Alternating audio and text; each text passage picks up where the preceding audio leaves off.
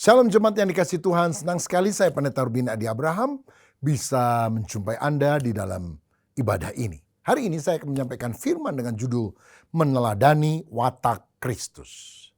Alkitab mencatat bahwa Tuhan Yesus datang ke dunia dengan berbagai tujuan. Antara lain dia menebus dosa manusia, supaya manusia yang seharusnya binasa meroleh keselamatan. Dia memusnahkan pekerjaan iblis, sehingga kita tidak terus menjadi budak iblis dan hawa nafsu, tetapi menjadi hamba daripada Kristus yang mengerjakan kebenaran. Dan terutama dia juga datang untuk memberikan teladan, contoh hidup nyata bagi kita orang yang percaya. 1 Petrus 2 ayat 21 mencatat, sebab untuk itulah kamu dipanggil, karena Kristus pun telah menderita untuk kamu dan telah meninggalkan teladan bagimu, supaya kamu mengikuti jejaknya. Jadi kita sebagai murid Tuhan harus mengikuti jejak Kristus, junjungan utama kita. 1 Yohanes 2 ayat 6 senada dengan itu berkata, barang siapa mengatakan bahwa ia ada di dalam dia, ia wajib hidup sama seperti Kristus telah hidup.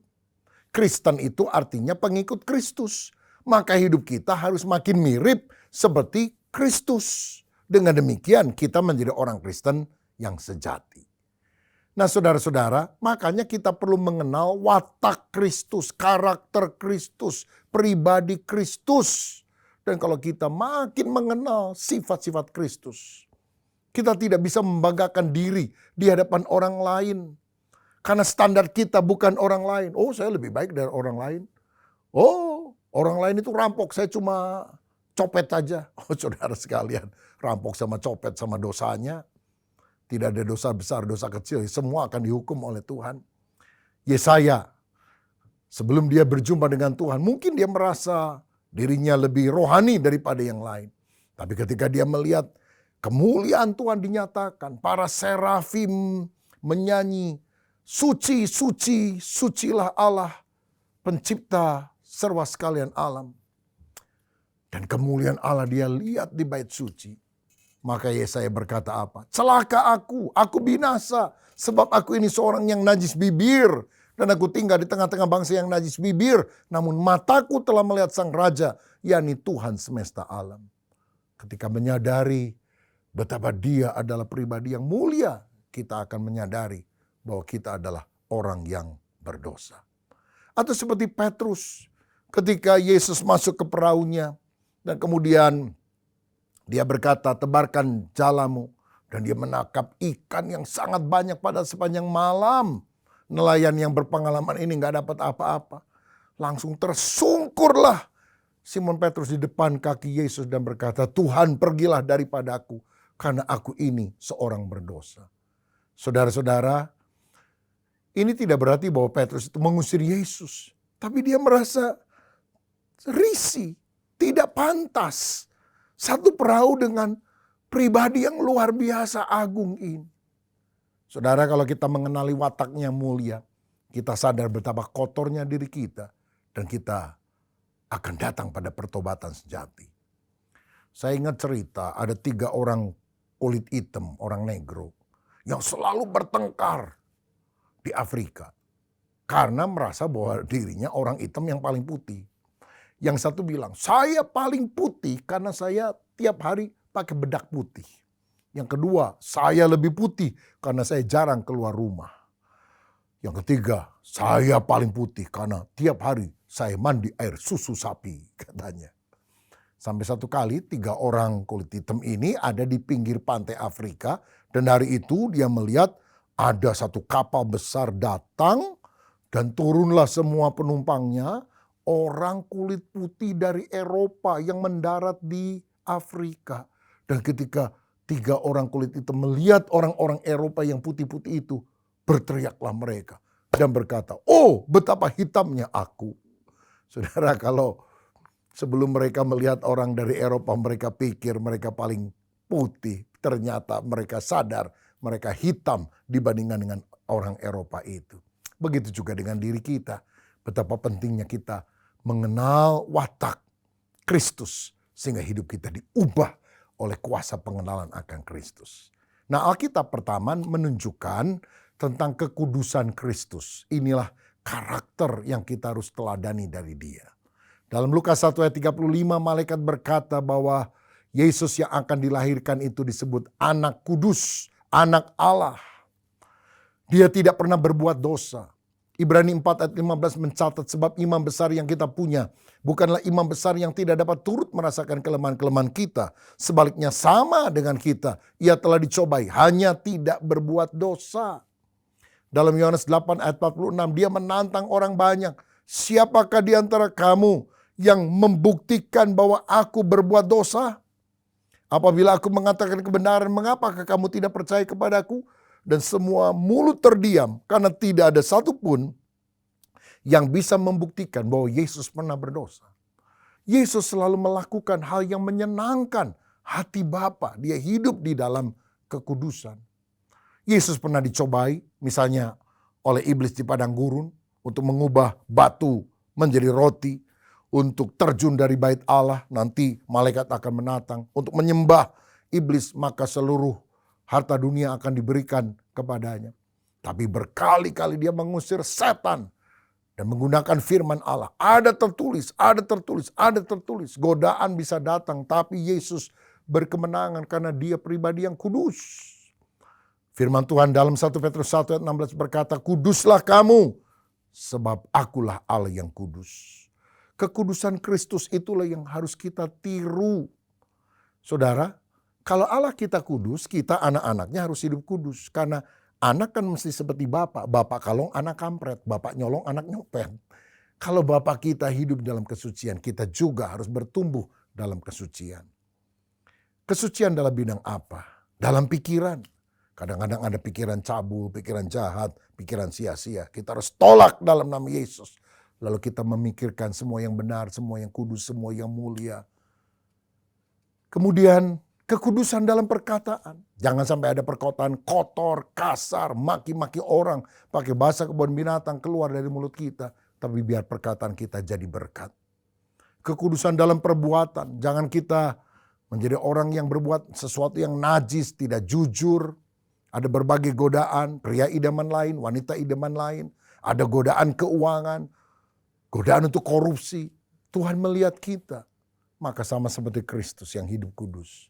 Mari kita juga minta Roh Kudus memberikan kekuatan supaya kita menang atas segala godaan dan kita hidup suci bagi Tuhan.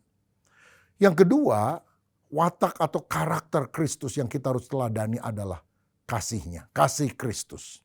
Dalam Yohanes 10 ayat 11, Yesus berkata, akulah gembala yang baik. Gembala yang baik memberikan nyawa bagi domba-dombanya. Ya, dia adalah gembala yang sangat baik, yang mengasihi kita, domba-domba gembalaannya. Walaupun kadang-kadang kita mengambil jalan kita masing-masing, tapi dia membawa kita kembali ke kandangnya. Dalam Yohanes 15 ayat 13, Yesus juga berkata, tidak ada kasih yang lebih besar daripada kasih seorang yang memberikan nyawanya untuk sahabat-sahabatnya. Dan saudara tahu, Yesus memberikan nyawanya bukan hanya untuk sahabatnya, tapi juga untuk orang-orang yang memusuhinya, untuk orang yang berdosa. Dan kalau orang berdosa itu bertobat, percaya kepada Yesus, pengampunan Tuhan juga akan diberikan kepadanya. Inilah kasih Kristus yang melampaui segala akal kita. Karena kasih Yesus datang ke dunia. Dia rela mengosongkan diri menjadi seorang hamba. Dia yang kaya menjadi miskin. Dia yang suci menanggung dosa kita. Dia yang mengasihi rela berkorban untuk kita. Saya teringat kisah seorang jenderal bernama Oliver Cromwell yang hidup abad 17 di Inggris. Dia pernah menghukum mati seorang prajurit karena melakukan pelanggaran. Dan eksekusinya akan dilakukan oleh para algojo pada saat bunyi lonceng tanda dimulainya jam malam pada hari itu. Dan pada waktu yang ditetapkan, algojo sudah siap untuk membunuh orang ini. Dan seorang disuruh untuk menarik tali pada lonceng di kota itu. Tapi ketika dia tarik beberapa kali, loncengnya tidak bunyi, saudara-saudara. Pup, pup, pup, tidak bunyi. Lalu jenderal bilang, kenapa nggak bunyi? Lalu dia minta seorang naik ke menara, melihat apa yang terjadi. Rupanya tunangan daripada prajurit yang akan dihukum mati itu naik menara sembunyi-sembunyi, lalu memegangi bandul lonceng yang terbuat dari besi dan menahannya, sehingga ketika digoyangkan talinya di bawah, tangannya yang kena kepada besi lonceng itu berkali-kali sampai tangannya berdarah, saudara. Dia di bawah turun. Dan ketika jenderal berkata, "Apa yang kamu lakukan?" Si wanita ini berkata, "Ampuni aku, jenderal. Aku adalah tunangan daripada prajurit yang bersalah ini." Dan jenderal pernah berkata, hukuman mati akan terjadi ketika lonceng berbunyi. Karena itu aku mengorbankan diri, memegangi bandul lonceng. Lihat tanganku yang luka, lihat darahku. Demi kemurahan hatimu, bebaskanlah prajurit ini. Saudara-saudara, jenderal termangu-mangu. Dan akhirnya dia berkata, "Ini prajurit salah, harus dihukum. Tapi karena engkau rela berkorban bagi dia, kulepaskan. Awas, jangan melakukan kesalahan itu lagi." Saudara-saudara, bukankah lonceng kematian seharusnya berbunyi buat kita? Tapi ketika Yesus mati, mencurahkan darahnya di atas kayu salib, dia membuktikan kasih-Nya untuk menyelamatkan kita. Bukankah seharusnya kita mengasihi Tuhan dengan segenap hati, mencintai Dia, melayani Dia? Kita juga meneladani kasih Kristus. Kasih itu harus dinyatakan kepada sesama. Jangan hidup dalam kebencian, kepahitan, angkara murka, dendam kepada orang lain. Tapi lakukan sesuatu untuk kebaikan sesama. Upayakan perdamaian. Karena Kristuslah yang telah menjadi teladan bagi kita. Saya pernah membaca kisah tentang dua orang bersaudara yang ribut karena pembagian warisan orang tua. Yaitu sebidang tanah besar untuk mereka berdua. Si kakak merasa dirinya berhak mendapat bagian tanah yang lebih besar. Karena dia anak sulung. Tapi si adik berkata, "Enggak lah, bagi dua saja." Akhirnya saudara sekalian, si adik membuat pagar sehingga kakaknya dan juga dirinya tidak bisa melintas pada bagian tanah masing-masing. Satu kali ada seorang tukang kayu datang ke rumah si kakak untuk minta pekerjaan. Kakaknya bilang, "Oke, gini saja, kamu bikin pagar yang lebih tinggi daripada pagar yang telah dibangun oleh adik saya." Kurang ajar dia. Bikin pagar, saya jadi gak bisa ke sana. Aku juga gak mau lihat lagi wajahnya. Bikin pagar ya, tinggi, lebih tinggi ya. Tapi aku akan ke luar negeri sebulan. Jadi aku kasih uang muka bagi kamu yang cukuplah untuk membeli kayu dan bahan yang lain. Nanti kalau aku pulang, aku kasih upahmu. Saudara, mendengar hal itu tukang kayu menjadi sedih. Kenapa kok adik kakak ini bertengkar? Saudara-saudara, lalu dalam 1 bulan ketika si kakak tidak ada, dia bukan membuat pagar yang lebih tinggi, dia membuat jembatan kayu yang menghubungkan antara tanah ini, tanah dari rumah si kakak, kepada tanah dari rumah si adik. Nah, ketika si kakak pulang dari luar negeri, dia kaget. "Loh, kok bukan pagar kayu yang tinggi, tapi jembatan kayu yang kamu buat?" Nah, ketika dia mencoba naik sedikit ke jembatan itu untuk melihat situasi, adiknya berlari-lari menyeberangi jembatan itu. Dia bilang, "Kakak, ampuni saya. Saya telah membuat pagar penghalang sehingga kita tidak bisa bertemu. Tapi hatimu begitu mulia. Engkau malah membuat jembatan sehingga aku bisa melintas. Aku minta maaf, Kak, ya. Mari kita berdamai lagi. Jangan ribut gara-gara harta warisan." Si kakaknya juga diam, saudara. Karena hatinya sebenarnya jengkel juga sama tukang kayu ini. Tapi rupanya tukang kayu ini telah menjadi alat perdamaian bagi mereka. Dan akhirnya mereka hidup rukun sampai seterusnya. Saudara, dari sini kita lihat, kalau kita meneladani kasih Kristus, maka kita juga harus membagikan kasih Kristus kepada orang di sekitar kita. Yang ketiga, watak Kristus yang harus kita teladani adalah kerendahan hati Kristus. Filipi 2 ayat 5-8 mencatat, "Hendaklah kamu dalam hidupmu bersama menaruh pikiran dan perasaan yang terdapat juga dalam Kristus Yesus, yang walaupun dalam rupa Allah tidak menganggap kesetaraan dengan Allah itu sebagai milik yang harus dipertahankan, melainkan telah mengosongkan dirinya sendiri dan mengambil rupa seorang hamba dan menjadi sama dengan manusia. Dan dalam keadaan sebagai manusia ia telah merendahkan dirinya dan taat sampai mati, bahkan sampai mati di kayu salib. Yesus itu setara dengan Allah karena Yesus adalah Allah. Tapi demi menyelamatkan manusia, dia datang dalam rupa manusia. Dia Allah sejati dan kemudian menjadi manusia sejati. Dia mengosongkan dirinya. Dia meninggalkan kemuliaan sorga. Bayangkan, dia harus melepaskan haknya. Tinggal dalam kemuliaan sorgawi yang begitu megah, dilayani oleh para malaikat. Dia lahir di dalam kandang yang hina. Dia tidak lahir di istana, saudara-saudara. Dia mau melakukannya untuk menyelamatkan saya dan saudara. Itulah tanda kerendahan hati Kristus. Tanda kasih Kristus. Tanda bahwa dia cinta kita. Kalau saudara pergi ke Bethlehem, tempat di mana Yesus pernah dilahirkan, yang adalah sebuah gua, dan dipercaya di bagian bawah itu adalah tempat di mana Yesus pernah dilahirkan. Pintunya itu pendek, saudara-saudara. Sehingga kita nggak bisa jalan tegak, mana kandang Yesus. Kejeduk kepala kita. Kita harus bungkukkan badan dan kemudian mulai masuk ke gua tersebut. Ini tanda perendahan diri Yesus Kristus bagi kita. Itu sebabnya saudara, mari kita juga merendahkan hati kita.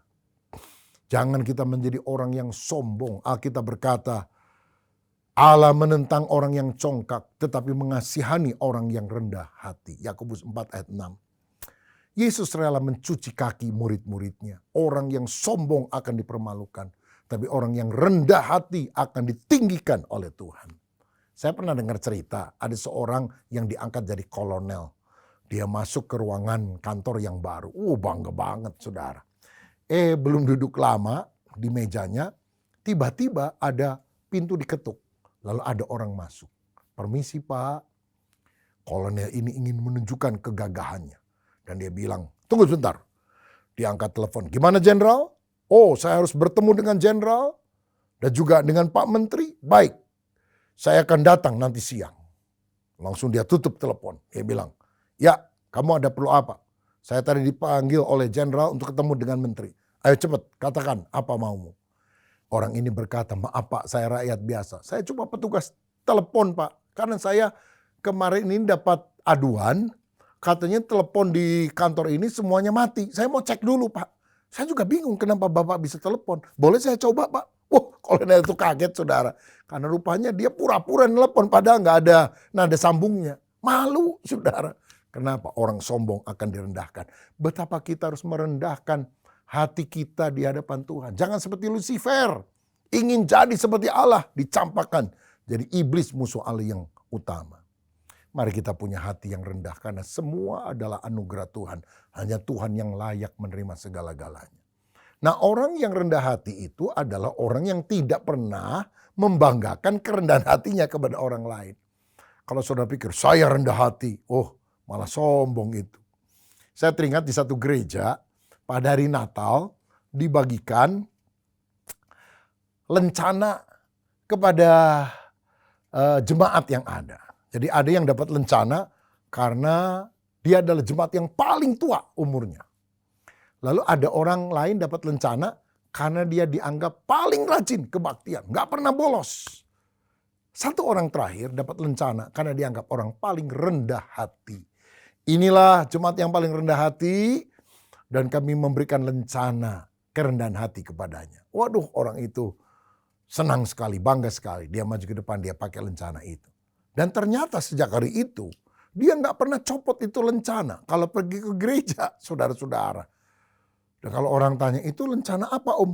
Lencana bahwa saya orang yang paling rendah hati di gereja ini. Lama-lama majelis gereja mengumumkan, lencana kerendahan hati kami copot. Karena apa? Dia telah membanggakan kerendahan hatinya. Saudara-saudara, kerendahan hati itu mesti tulus. Orang yang rendah hati tidak cepat tersinggung walaupun mungkin ada orang yang kurang menghargai dia. Orang yang rendah hati mau melayani sesama. Walaupun sesama yang dilayani mungkin lebih miskin daripada dia. Di gereja yang saya layani, ada tim pengatur parkir karena kalau jam ibadah tertentu, kadang-kadang tempat ibadah begitu penuh sesak dan parkir agak sulit. Dan kadang-kadang saudara karena susah parkir, ada jemaat atau kadang pengunjung baru yang suka marah-marah ini. Bukan kepada tukang parkir.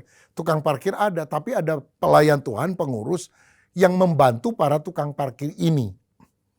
Sampai satu kali saya bilang, para pengunjung gereja, jemaat, jangan suka maki-maki, marah-marah ya sama tim pengatur parkir. Mereka ini bisa lebih kaya dari saudara, mobilnya lebih bagus loh dari saudara. Cuma mereka mau melayani dengan hati hamba, bukan jadi pemimpin pujian, bukan jadi pemain musik, tapi ada yang bagiannya mengatur parkir. Banyak orang kemudian mulai sadar dan akhirnya suasana bisa lebih tenang, saudara sekalian. Karena apa? Mereka sadar ini sebuah pelayanan. Kita kalau melayani bukan untuk meninggikan diri. Kita kalau melayani harus merendahkan hati untuk kemuliaan Tuhan. Yang terakhir, watak Kristus yang harus kita teladani adalah kelemah lembutan Kristus. Dalam Matius 11 ayat 29 dikatakan, "Pikulah yang kupasang dan belajarlah padaku, karena aku lemah lembut dan rendah hati, dan jiwamu akan mendapatkan ketenangan." Tuhan mau kita jadi orang yang lemah lembut, bukan lemah gemulai, saudara-saudara. Karena Yesus itu tegas. Dia berani menegur dosa.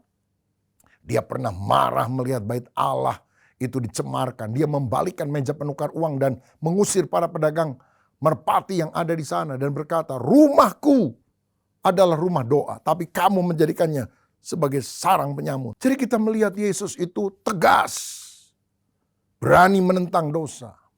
Tetapi dalam menghadapi orang berdosa yang mau bertobat, dia lemah lembut, memberikan kesempatan untuk orang bertobat. Ketika ada wanita yang kedapatan berbuat zina yang diarak mau dirajam batu, Yesus berkata, "Siapa yang tidak pernah berdosa, rajam batu pertama kali." Bubar semua orang, saudara, karena semua orang juga pernah berdosa. Dan Yesus berkata, "Aku tidak menghukum kamu, pergilah, jangan berbuat dosa lagi." Apa Yesus kompromi dengan dosa? Tidak. Tetapi dosa wanita ini, dia tanggung di atas kayu salib. Yesus yang mati menggantikan wanita ini. Bukankah dia adalah pribadi yang lemah lembut dan rela berkorban? Ketika Thomas ragu-ragu akan kebangkitan Yesus, Yesus menambahkan diri dan berkata, "Engkau mau mencucukkan jari pada bekas paku dalam tubuhku? Lakukan, Thomas. Dan janganlah engkau tidak percaya, tapi percayalah." Wah, Thomas syok, langsung sujud berkata, "Ya Tuhanku, ya Allahku."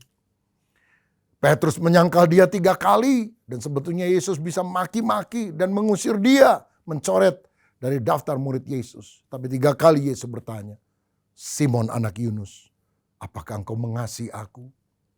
Dan 3 kali Petrus menjawab, "Ya Tuhan, aku mengasihi engkau. Gembalakanlah domba-dombaku." Yesus masih mempercayakan pelayanan kepada Petrus. Itulah yang membuat Petrus hancur hati dan menangis. Dan kemudian menjadi seorang martir yang setia. Sampai mati dia tetap beriman kepada Kristus. Kepada orang yang menyalibkan dia, Yesus berkata, "Bapa, ampunilah mereka. Mereka tidak tahu apa yang mereka perbuat." Kepada penjahat yang disalib bersama dengan Kristus, satu bertobat. Dan dia berkata, "Ingatlah aku ketika engkau menjadi raja."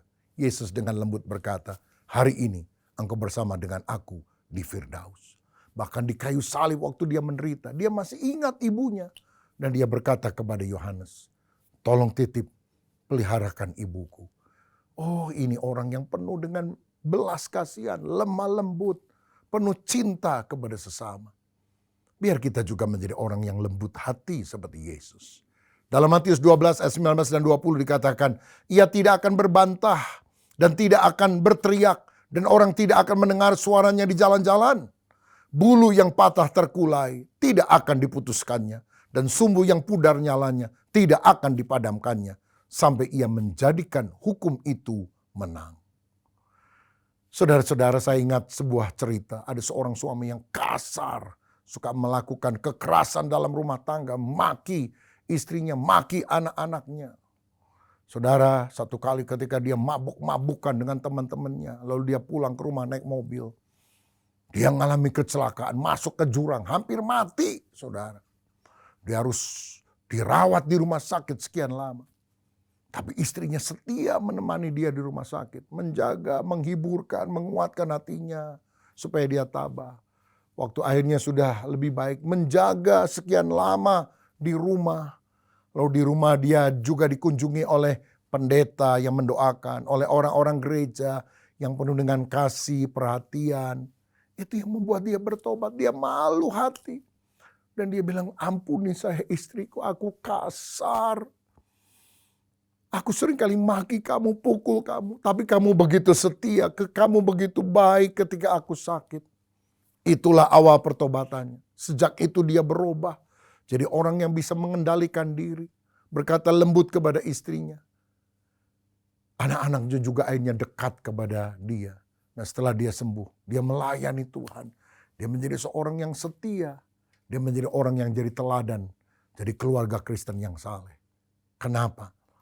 Karena ketika seorang istri menunjukkan kelemah lembutan dan kasih kepada pasangan yang belum bertobat, Tuhan bisa mengubah hatinya menjadi baru. Saudara sekalian, teladan kita adalah Kristus. Jangan memandang bahwa kita lebih baik dari orang lain. Standar kita, Kristus yang sempurna.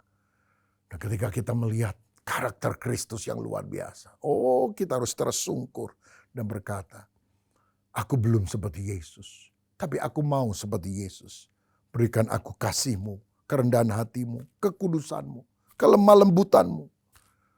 Dan biarlah sifat-sifat Kristus ada dalam kehidupanku, sekarang dan seterusnya. Siapa di antara saudara yang hari ini masih suka berlaku kasar, suka iri sama orang lain, suka ingin menjatuhkan orang lain?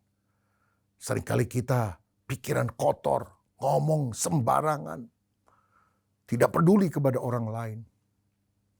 Tapi hari ini kita mau bertobat. Kita mau berubah. Kalau itu doa saudara, mari taruh tanganmu di dada. Tuhan Yesus, kami menyadari masih banyak kekurangan, kesalahan, bahkan dosa dalam hidup kami. Tapi kami mau bertobat, kami mau berubah. Kami mau meneladani Kristus. Karena itu ampunilah segala dosa kami dengan darah-Mu yang kudus. Dan jadikanlah kami bukan hanya percaya kepada Yesus, tapi meneladani Engkau. Bukan dengan kemampuan kami. Roh Kudus mampukan kami. Berikan kami kuasa. Supaya kami menjadi pengikut Kristus. Yang saleh dan setia sampai selamanya. Berkat atas kami dalam nama Tuhan Yesus Kristus. Amin. Tuhan Yesus memberkati.